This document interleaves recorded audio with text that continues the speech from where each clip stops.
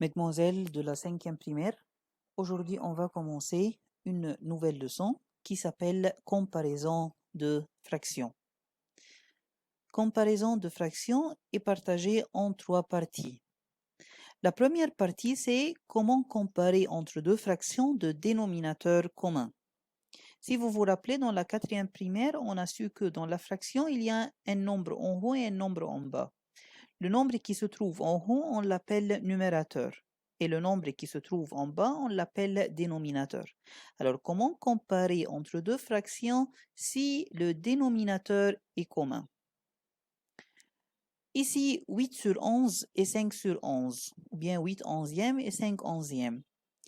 On remarque que le dénominateur ici est commun. Ici, c'est 11, ici, c'est 11. On a une règle qui dit que si on a deux fractions de dénominateur commun, la fraction la plus grande, c'est celle qui a le plus grand numérateur.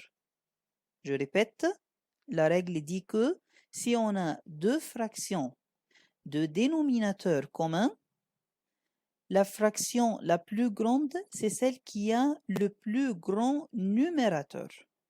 Donc, 8 plus grand que 5. Puisque le 8 est plus grand que 5, alors 8 onzièmes plus grand que 5 onzièmes. De même, 3 huitièmes et 1. On a appris que le 1 peut être 2 sur 2, 3 sur 3, 4 sur 4, 5 sur 5, etc. Ici, on peut considérer le 1 comme 8 sur 8.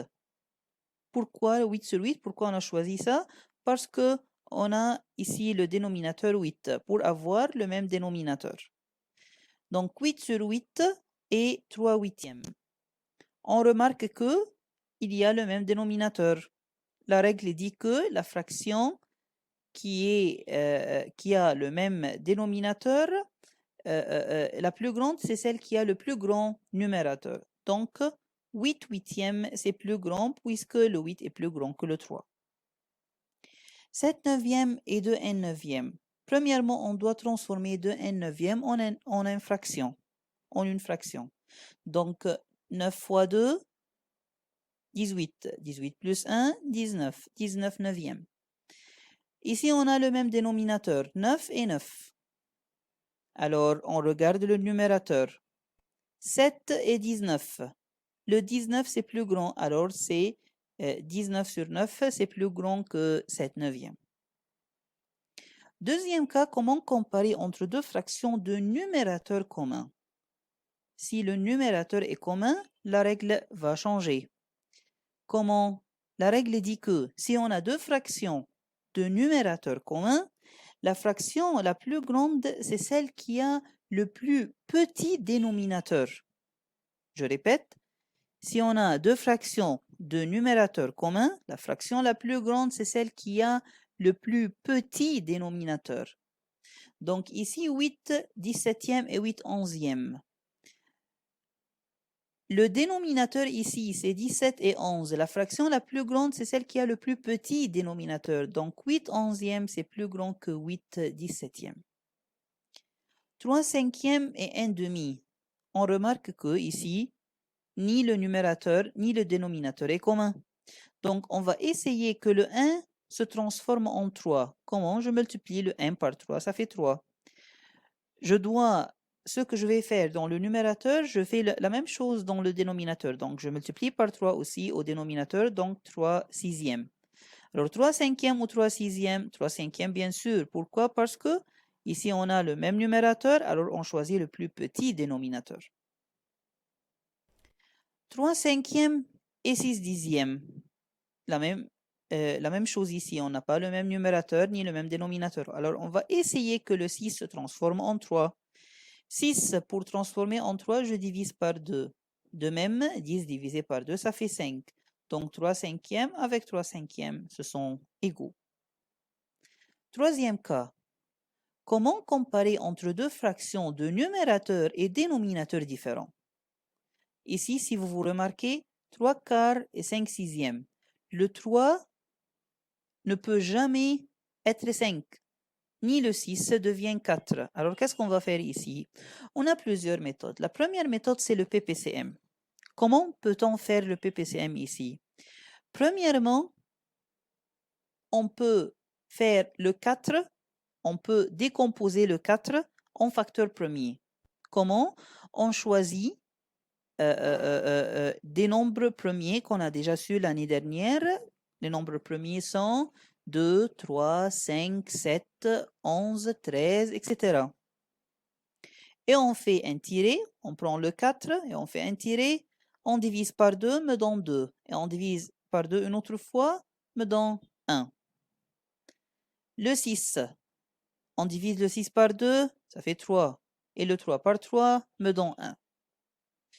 Donc, comme ça, on a décomposé le 4 et le 6 en facteurs premiers. Ensuite, on va écrire les facteurs premiers du 4. Comme ça, on écrit les facteurs premiers de 4, 2 et 2, 2 fois 2.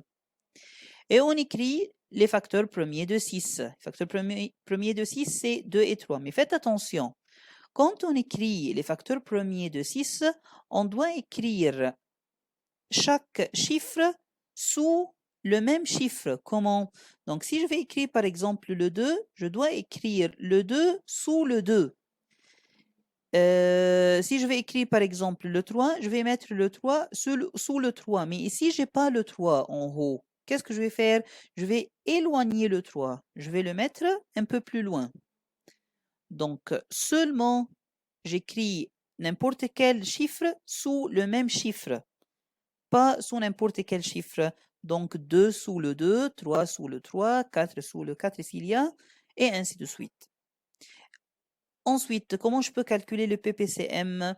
Le PPCM prend un chiffre de chaque colonne. Comment? Ici, j'ai 3 colonnes. Le colonne de 2, le colonne de 2 et le colonne de 3. Je prends un chiffre de chaque colonne. Donc 2 fois 2 fois 3. 2 fois 2, 4. 4 fois 3, ça fait 12. Comment je peux utiliser le PPCM ici?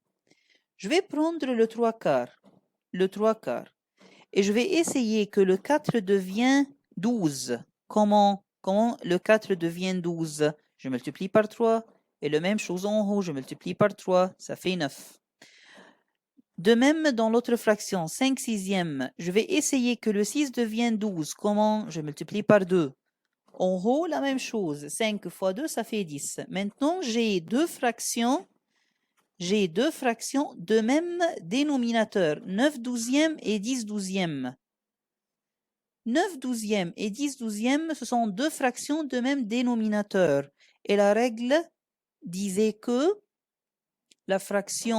les deux fractions qui ont le même dénominateur, la fraction la plus grande, c'est celle qui a le plus grand numérateur. Donc 10 douzièmes, c'est plus grand que 9 douzièmes. Dernière partie dans cette leçon, c'est comment comparer entre une fraction et un nombre décimal. Comme vous voyez l'exemple, il dit ranger les nombres suivants dans l'ordre croissant. Regardez s'il vous plaît, 3 1 demi, 5, 3,2, 4 1 tiers, 4 2 septième. Ici, on a des différentes formes des nombres. On a des nombres entiers comme 3 1 demi, comme 4 1 tiers, comme 4 2 septième. On a des nombres décimales comme 3,2. On a des nombres entiers comme 5. Alors, c'est un peu plus difficile de les ranger. Comment peut-on réfléchir? Premièrement, on va chercher les nombres entiers. Ici, on a 3, 5, 3, 4, 4. Donc, on a des nombres 3, on a 4 et on a 5. Mais le problème ici, c'est on a 2, 3, 3 1 demi et 3,2. On ne sait pas qui est le plus grand, 3 1 demi ou 3,2. On a aussi 2, 4. Est-ce que 4 1 tiers c'est plus grand ou 4 2 septième? On ne sait pas. Alors, qu'est-ce qu'on va faire? Premièrement, on va prendre le premier problème. 3 1 demi et 3,2. 3 1 demi, je vais le transformer en nombre décimal. Comment? Je multiplie par 5 et par 5. Ça sera 3 5 dixièmes.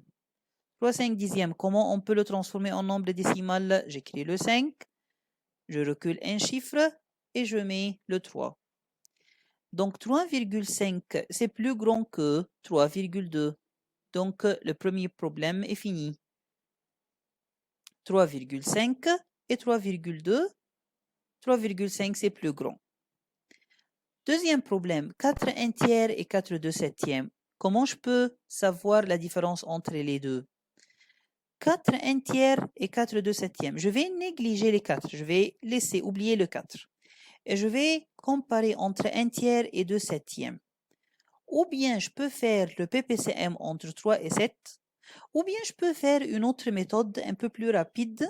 Je peux faire une méthode qui s'appelle les ciseaux. Comment? Je prends le 3. Je commence d'ici, le 3. Je multiplie le 3 par 2. 3 fois 2, ça fait 6. J'écris ici 6. Alors, je commence d'ici, d'en bas, du dénominateur, 3 fois 2, et j'écris ici 6. Et ici, 7 fois 1, et j'écris ici 7. Je répète, qu'est-ce que j'ai fait? 3 fois 2, 6. J'écris ici 6. 7 fois 1, 7. Donc, 7 c'est plus grand ou 6 c'est plus grand? Bien sûr, 7 c'est plus grand. Alors, 1 tiers, c'est plus grand que 2 septièmes. Alors, 4 1 tiers, c'est plus grand que 4 2 septièmes. Donc, si on veut ranger l'ordre croissant, donc le plus petit, on commence par le 3. On a dit que 3 1 demi, c'est plus grand que 3,2. Alors, le premier nombre, c'est 3,2. Ensuite, 3 1 demi.